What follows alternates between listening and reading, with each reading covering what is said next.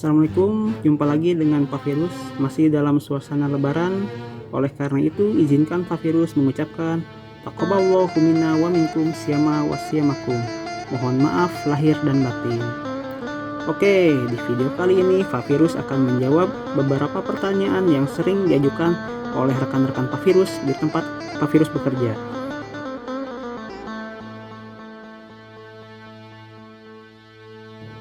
Awal mengenal perak itu tanggal 29 Februari 2020. Awalnya tuh Pak Virus mencari dinar dan dirham gitu ya. Lalu mencoba membeli dirham di marketplace. Tentu saja di rekan yang paling murah gitu ya. Ini kebetulan yang paling murah, ini sekitar harganya per keping 55.000. Nah, ini dirham salah namanya. Beratnya 3,1 gram. Ini ada spesifikasinya. 3,1 gram, 23 mm ini diameternya. Dibandingkan dengan yang 1000-an, hampir mirip ya, beda dikit. Cuman bahannya ini perak, kalau yang 1000-an besi. Saat beli waktu itu belum tahu ada kepingan satu troy ounce ya, karena kata pencariannya itu waktu itu hanya dirham gitu ya. Setelah mengenal, banyak bertebaran tuh koin dengan berat 1 troy ounce atau sekitar 31,1 gram, 10 kali lipat dari dirham salah. Maka beralihlah Pak Virus membeli koin dengan berat 1 ounce troy. Ini contohnya. Pak Virus beli Canadian Maple. Ini beratnya 31,1, 10 kali lipat dari dirham salah ini.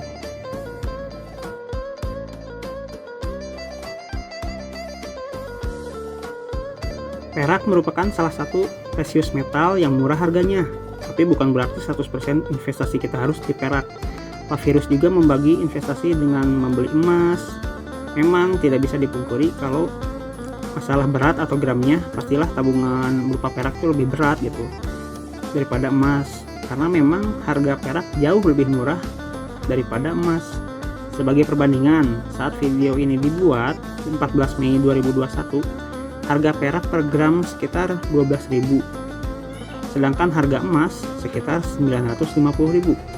Perbandingannya itu sekitar 1:79.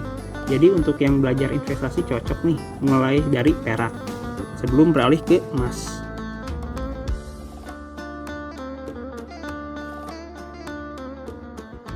Kalau Pak Virus pribadi lebih memilih perak berupa batangan atau koin dengan kadar 99,9. Koin atau perak yang beredar di pasaran juga ada dua jenis, yang generik dan premium. Bedanya apa? Generik umumnya dikeluarkan oleh vintage atau produsen yang sertifikatnya itu dikeluarkan oleh produsen itu sendiri, seperti ini dirham salah. Dia kan sertifikatnya itu sertifikasi perusahaan itu sendiri gitu, atau vintage-nya sendiri gitu. Dan produsen itu biasanya belum terdaftar di LBMA. Hanya perusahaan permunian dengan produk yang telah terakreditasi LBMA dan memenuhi standar yang tepat untuk diperdagangkan pada pasar OTC global yang akan muncul pada Good Delivery List di LBMA. Contohnya Antam gitu ya. Dari situ kita bisa membedakan generik dan premium.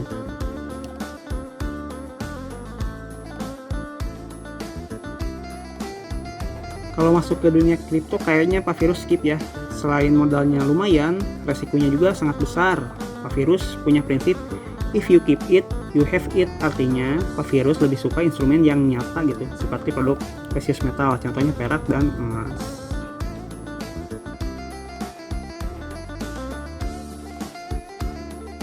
Pernah dong waktu itu Pak Virus beli perak 3 troy ounce seharga 1,1 juta.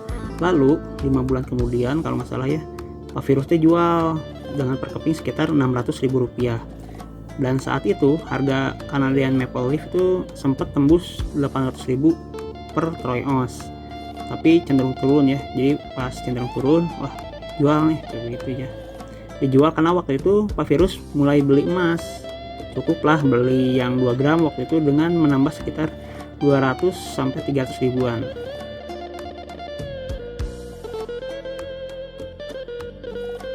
Untuk yang baru pertama mencoba investasi, Pak Virus ingatkan kalau precious metal itu termasuk instrumen jangka panjang. Jadi gak bisa kita beli sekarang, seminggu kemudian lalu jual gitu ya, mengharapkan cuan, gak bisa. Itu Pak Virus cuan dalam 5 bulan juga murni kebetulan. Pertama, beli saat ada COVID merajalela.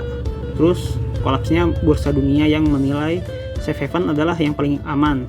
Safe haven itu termasuk perak dan emas.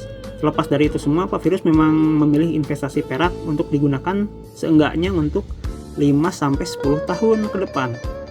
Mumpung masih bisa beli di harga murah seperti sekarang.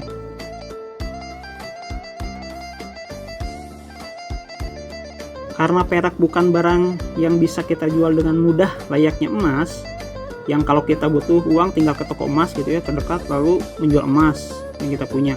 Maka untuk membelinya ada sedikit aturan. Aturan yang Pak Virus sarankan adalah membagi antara tabungan berupa uang atau rupiah, proses metal, investasi lainnya seperti reksadana atau saham. Untuk tabungan, Pak Virus sarankan ada sedikitnya 2 nilai gaji gitu ya. Jadi misalkan gaji kita 10 juta, ya ada tabungan lah 20 juta gitu. Itu bisa disimpan secara cash atau di bank, tapi lebih aman sih di bank gitu.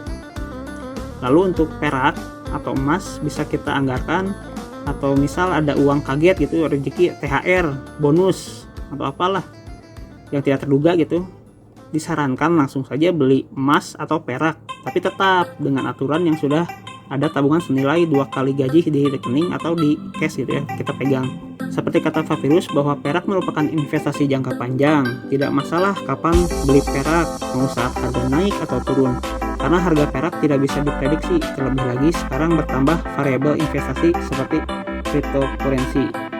Sekian dari Pak Virus, jika kalian suka, like dan subscribe. Jika ada pertanyaan silahkan ditulis di kolom komentar. Next episode kita akan unboxing dan membandingkan berapa perak yang bisa kita beli dengan uang 1 juta rupiah di tahun 2020 versus 2021. Wassalamualaikum warahmatullahi wabarakatuh.